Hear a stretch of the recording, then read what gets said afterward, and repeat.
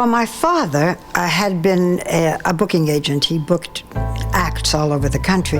There was this opportunity in the late 50s to go to Las Vegas. He would bring shows from Paris especially to New York. One was the Lido, big nightclub that was like the Latin Quarter, and one was this theater that had what was known as the Folies Bergere.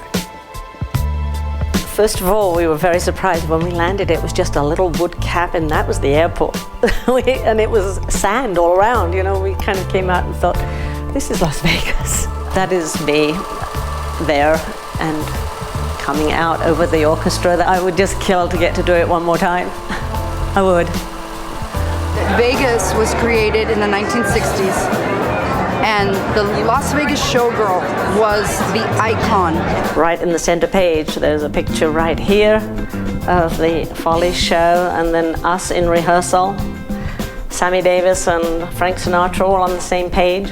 When my agent called and said that Monty Proser has invited me to follow Eddie Fisher into the Tropicana Hotel as a star, you know, on the Tropicana, and I went, after 40 films, I finally get a chance to perform at Vegas, you know, with these showgirls and showboys and dance. I represented some folks over at the Tropicana when they had the Follies there.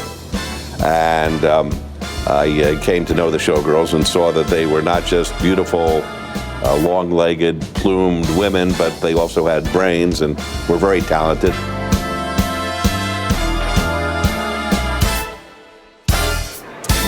The most important element is if the girl has star quality, if she has a certain charisma.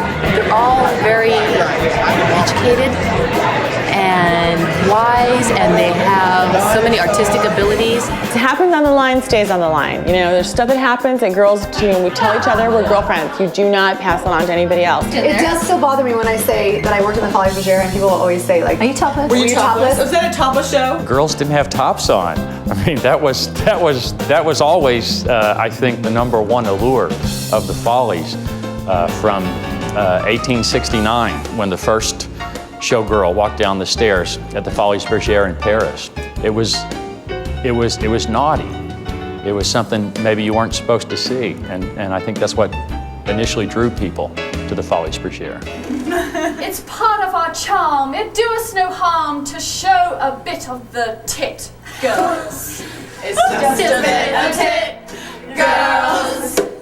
It's just a bit of tit. My memories are all mostly of the backstage, because the Follies was always about the cast and the crew. It was always about the atmosphere backstage, the friendships, and how much we all bonded. It was just beautiful and glorious and glamorous and all of these magnificent looking women. And then there were acts as well. I mean, there were singers and there were acrobats, so forth. It wasn't just chorus girls in scanty costumes. The showgirl is living art. It's this burning fire inside your soul.